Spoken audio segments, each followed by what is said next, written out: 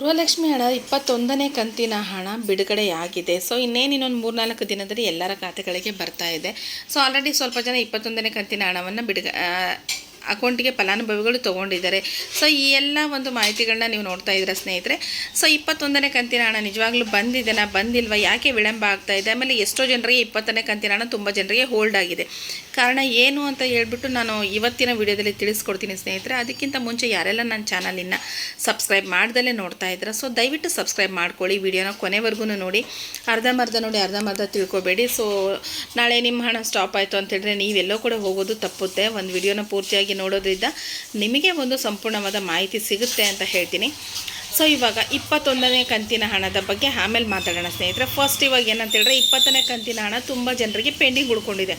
So ಯಾಕೆ pending ಉಳ್ಕೊಂಡಿದೆ ಅಂತ ಹೇಳಿದರೆ, ಸೊ ನಿನ್ನೆನೂ ನಾನೇ ಒಂದು ಬ್ಯಾಂಕಲ್ಲಿ ಹೋದಾಗ ತುಂಬ ಜನ ಬಂದು ಕೇಳ್ತಾ ಇದ್ರು, ನಮಗೆ ಪಿಂಚಣಿ ಹಣ ಬಂದಿಲ್ಲ, ಗೃಹಲಕ್ಷ್ಮಿ ಹಣ ಬಂದಿಲ್ಲ, KYC ಚೆಕ್ ಮಾಡಿರಿ ಅಂತ ಹೇಳ್ತಾ ಇದ್ರು. ಬಟ್ ಅಲ್ಲಿ ಬ್ಯಾಂಕ್ ಅವ್ರು ಸರಿಯಾಗಿ ರೆಸ್ಪಾನ್ಸ್ ಮಾಡ್ತಾ ಇರಲಿಲ್ಲ. ಸೊ ನಿಮಗೆ ಸರ್ಕಾರ ತುಂಬಾ ಎಚ್ಚರಿಕೆಯನ್ನು ಕೊಟ್ಟಿರುತ್ತೆ ಸ್ನೇಹಿತರೆ. ಏನಂತ ಹೇಳಿದ್ರೆ KYC ಮ್ಯಾಂಡೇಟ್ರಿ ಇದೆ. ಅಂದರೆ ಬ್ಯಾಂಕ್ ಪಾಸ್ಬುಕ್ಕಿಗೆ ಆಧಾರು ಮತ್ತು ಪ್ಯಾನ್ ಕಾರ್ಡ್ ಲಿಂಕ್ ಆಗಿರಬೇಕು, ರೇಷನ್ ಕಾರ್ಡಿಗೆ ನಿಮ್ಮ ಒಂದು ಆಧಾರ್ ಕಾರ್ಡ್ ಲಿಂಕ್ ಆಗಿರಬೇಕು, ಮತ್ತು ಇನ್ನೊಂದು ಏನಂತ ಹೇಳಿದರೆ ನಿಮ್ಮ ಗೃಹಲಕ್ಷ್ಮಿ ಯೋಜನೆ KYC ಆಗಿರಬೇಕು. ಸೊ ಈ ಥರದ್ದು ಎಲ್ಲದನ್ನು ಸರ್ಕಾರ ಹೇಳ್ತಾ ಬಂತು. ಆದರೆ ನಮ್ಮ ಜನ ಏನು ಮಾಡ್ತಾ ಇದ್ದಾರೆ, ಅದಕ್ಕಿಂತ ಟೈಮ್ ಇದೆ ಅಲ್ವಾ, ಎಲ್ಲರೂ ಮಾಡಿಸ್ದಾಗ ನಾವು ಮಾಡಿಸೋಣ ಅಂತ ನೀವು ನೆಗ್ಲೆಕ್ಟ್ ಮಾಡ್ತಾ ಇದ್ದೀರಾ. ಸೊ ಸರ್ಕಾರ ಯಾವಾಗೆಲ್ಲ ಒಂದು ಕಡೆಯ ದಿನಾಂಕ ಅಂತ ಘೋಷಣೆ ಮಾಡ್ತಾ ಬಂತು. ಸೊ ನಾವು ಅವಾಗೆಲ್ಲ ನಮ್ಮ ವಿಡಿಯೋಗಳಲ್ಲಿ ನಾವು ತಿಳಿಸಿದ್ದೀವಿ. ಸೊ ಇಷ್ಟನೇ ದಿನಾಂಕದ ಒಳಗೆ ನೀವು KYC ಮಾಡಿಸ್ಬೇಕು.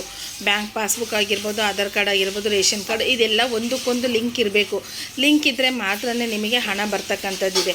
ಅನ್ನಭಾಗ್ಯ ಯೋಜನೆದಾಗಿರ್ಬೋದು, ಗೃಹಲಕ್ಷ್ಮಿದಾಗಿರ್ಬೋದು, ಪಿಂಚಣಿದಾಗಿರ್ಬೋದು, ಎಲ್ಲನೂ ಬರಬೇಕಂದ್ರೆ ನಿಮಗೆ KYC ಮ್ಯಾಂಡೇಟ್ರಿ ಇದೆ. ನಿಮ್ಮ ಬಳಿ ನೀವು KYC ಮಾಡಿಸಿಲ್ಲ ಅಂತ ಹೇಳಿದರೆ ನಿಮ್ಮ ಗೃಹಲಕ್ಷ್ಮಿ ಸ್ಟೇಟಸ್ ರನ್ನಿಂಗಲ್ಲಿದ್ರೂ ನಿಮಗೆ ಹಣ ಬರೋದಿಲ್ಲ. ಸೊ ಇದು ನಿನ್ನೆ ನಾನೇ ಲೈವ್ ಆಗಿ ನೋಡಿರ್ತಕ್ಕಂಥ ಒಂದು ಉದಾಹರಣೆ ಇದೆ. ಸೊ ನೀವು KYCನ ಮಾಡಿಸ್ಲಿಲ್ಲ ಅಂತ ಹೇಳಿದರೆ, ಸೊ ದಯವಿಟ್ಟು ಇನ್ನೂ ಟೈಮ್ ಇದೆ, ಹೋಗಿ KYCನ ಮಾಡಿಸ್ರಿ. ಸೊ ಲಕ್ಷ್ಮೀ ಹೆಬ್ಬಾಳ್ಕರ್ ಮೇಡಮ್ ಅವ್ರು ಹೇಳಿರೋ ಪ್ರಕಾರ ನಮಗೆ ಪ್ರತಿ ತಿಂಗಳು 15ರಿಂದ 20,000 ಜನ, ಸೊ ಇಲ್ಲಿ ಸರ್ಕಾರದಿಂದನೇ ಇರೋ ಪ್ರಕಾರ ಪ್ರತಿ ತಿಂಗಳು 15ರಿಂದ 20,000 ಜನ ಹೊಸದಾಗಿ ಸೇರ್ಪಡೆ ಆಗ್ತಾ ಇದ್ದಾರೆ. ಅದರಲ್ಲಿ ಯಾವುದೇ ರೀತಿಯ ವಿಳಂಬ ನಾವು ಮಾಡೋದಿಲ್ಲ, ಹಣನ ಕೊಡ್ತೀವಿ ಅಂತ ಹೇಳ್ತಿದ್ದಾರೆ. ಬಟ್ ಸರ್ಕಾರದವ್ರು ಹೇಳ್ತಾ ಇರ್ತಾರೆ, ಪೆಂಡಿಂಗ್ ಹಣ ಉಳಿಸ್ಕೊಂಡು ಹೋಗ್ತಾ ಇರ್ತಾರೆ. ಇವಾಗ 21ನೇ ಕಂತಿನ ಹಣ ರಿಲೀಸ್ ಆಗಿದೆ ಅಂತ ಹೇಳಿದರು. ತುಂಬ ಜನ ಅದನ್ನೇ ನಂಬ್ಕೊಂಡಿದ್ರು. ಸ್ವಲ್ಪ ಜನ ಹೇಳ್ತಾ ಇದ್ದಾರೆ 21ನೇ ಕಂತಿನ ಹಣ ಇವತ್ತು ಬರ್ತಾ ಇದೆ, ನಾಳೆ ಬರ್ತಾ ಇದೆ ಅಂತ ಹೇಳ್ತಿದ್ದಾರೆ. ಅದು ಯಾವುದ್ರಲ್ಲಿ ಬರುತ್ತೋ ಗೊತ್ತಿಲ್ಲ. ಬಟ್ ಇವಾಗ ಲೇಟೆಸ್ಟಾಗಿ ಸರ್ಕಾರದ ಕಡೆಯಿಂದ ಬಂದಿರೋ ಅಪ್ಡೇಟ್ ಅಂತ ಹೇಳಿದರೆ 20ನೇ ಕಂತಿನ ಹಣ ಕಂಪ್ಲೀಟಾಗಿ ಕ್ಲಿಯರ್ ಆಗಬೇಕು. ಯಾವೆಲ್ಲ ಫಲಾನುಭವಿಗಳಿಗೆ 20ನೇ ಕಂತಿನ ಹಣ ಹೋಗಿಲ್ವೋ ಆ 20ನೇ ಕಂತಿನ ಹಣ ಅವರಿಗೆ ತಲುಪಬೇಕು. ಅವರ ಎಲ್ಲ ಫಲಾನುಭವಿಗಳ ಖಾತೆಗಳಿಗೆ 20ನೇ ಕಂತಿನ ಹಣ ಹೋಗಬೇಕು. ಅದು ಹೋದ ನಂತರ ಮಾತ್ರ ನಾವು 21 ದಿನ ಪ್ರೊಸೆಸ್ ಮಾಡಿ ಅಂತೇಳ್ಬಿಟ್ಟು ಸರ್ಕಾರ ಹೇಳಿದೆ. ಸೊ ಈ ಮಾತು ಇವಾಗಲ್ಲ, ಜೂನ್ ತಿಂಗಳ ಮೊದಲನೇ ವಾರದಲ್ಲೇ ಸರ್ಕಾರ ಒಂದು ಖಡಕ್ ವಾರ್ನಿಂಗನ್ನು ಕೊಟ್ಟಿತ್ತು ಮಹಿಳಾ ಮತ್ತು ಮಕ್ಕಳ ಕಲ್ಯಾಣ ಇಲಾಖೆಗೆ. ಯಾವುದೇ ರೀತಿಯ ಪೆಂಡಿಂಗ್ ಹಣನ ಯಾವ ಫಲಾನುಭವಿಗಳಿಂದನೂ ಉಳಿಸ್ಕೊಳಾಗಿಲ್ಲ. ಅದೆಲ್ಲ ಕ್ಲಿಯರ್ ಆದಮೇಲೆ 21ನೇ ಕಂತಿನ ಹಣವನ್ನು ಬಿಡುಗಡೆ ಮಾಡಬೇಕು ಅನ್ನೋ ಒಂದು ಮಾತನ್ನು ಸಹ ಹೇಳಿತ್ತು. ಅದಾಗಿಯೂ 20ನೇ ಕಂತಿನ ಬಿಡುಗಡೆ ಮಾಡಿದರು. ಸೊ 21ನೇ ಕಂತು ಅಂದರೆ ಏಪ್ರಿಲ್ ತಿಂಗಳ ಹಣ ಬಿಡುಗಡೆ ಮಾಡಿದ್ದೀವಿ ಅಂತ ಲಕ್ಷ್ಮೀ ಹೆಬ್ಬಾಳ್ಕರ್ ಮೇಡಮ್ ಅವರು ಹೇಳಿದರು. ಸೊ ಅದು ಪ್ರೊಸೆಸ್ಸಲ್ಲಿ ಇದ್ದರೂ ಸಹ ಅದನ್ನು ಸ್ಟಾಪ್ ಮಾಡಿದ್ದಾರೆ. ಅಂದರೆ ಇವಾಗ ಹೇಗೇನು ನಮಗೆ ಇನ್ನೊಂದು ವಾರ ಇದೆ, 31ನೇ ತಾರೀಕಿಗೆ ಹಣ ಬರುತ್ತೆ ಅಂತ ಹೇಳ್ತಾ ಇದ್ದಾರೆ. ಬಟ್ ನಾಟ್ ಶೋರ್, ಅವರ ಒಪಿನಿಯನ್ ಏನಿದೆ ಅಂತ ಇನ್ನೂ ಗೊತ್ತಿಲ್ಲ.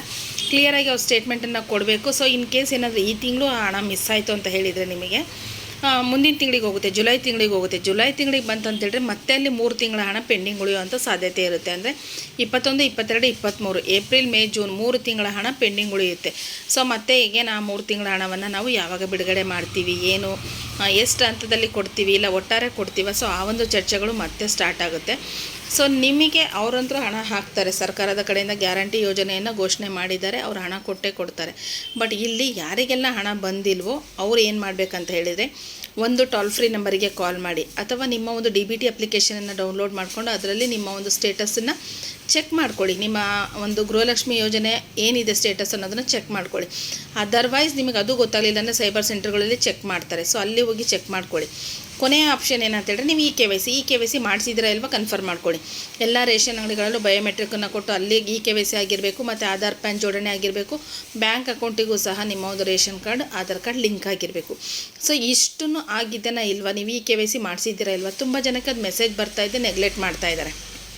ಸೊ ಇದೆಲ್ಲ ಪ್ರೊಸೆಸ್ಸನ್ನು ನೀವು ಚೆಕ್ ಮಾಡಿಕೊಂಡು ಎಲ್ಲ ಸರಿ ಇತ್ತು ಅಂತ ಹೇಳಿದರೆ, ಸೊ ನೀವೇನು ಮಾಡಬೇಕು ಅಂದರೆ ಮಹಿಳಾ ಮತ್ತು ಮಕ್ಕಳ ಕಲ್ಯಾಣ ಇಲಾಖೆಗೆ ಯಾರಿಗೆ ಹಣ ಬಂದಿಲ್ವೋ ಅವರು ನಿಮ್ಮ ಒಂದು KYC ಆಗಿರೋದು ಅದೆಲ್ಲ ಡಾಕ್ಯುಮೆಂಟ್ಸನ್ನು ತೊಗೊಂಡು ಎಲ್ಲ ಕರೆಕ್ಟ್ ಇದೆ ಆದ್ರೂ ನಮಗೆ ಹಣ ಬಂದಿಲ್ಲ ಅಂತೇಳ್ಬಿಟ್ಟು ಒಂದು ಲೆಟ್ರನ್ನ ಸಬ್ಮಿಟ್ ಮಾಡಬೇಕು. ಸೊ ಆವಾಗ ಅವರು ಇನ್ನೊಮ್ಮೆ ಪರಿಶೀಲನೆ ಮಾಡಿ ಹಣ ಬರದೇ ಇರೋರಿಗೆ ಮತ್ತೆ ಹಣ ಬರೋ ರೀತಿ ಮಾಡ್ತಾರೆ. ಇದು ಲೇಟೆಸ್ಟ್ ಅಪ್ಡೇಟ್ ಬಂದಿರೋದು. ಸೊ ಹಣ ಬಂದಿಲ್ಲ ಅಂತೇಳಿ ನೀವು ಸುಮ್ಮನೆ ಅಲ್ಲಿ ಇಲ್ಲೂ ಹೋಗೋ ಬದಲು ನಿಮ್ಮ ಒಂದು KYC ಸ್ಟೇಟಸನ್ನು ಚೆಕ್ ಮಾಡಿ ಅಲ್ಲಿಂದ ಮಹಿಳಾ ಮತ್ತು ಮಕ್ಕಳ ಕಲ್ಯಾಣ ಇಲಾಖೆಗೆ ವಿಸಿಟ್ ಮಾಡಿ.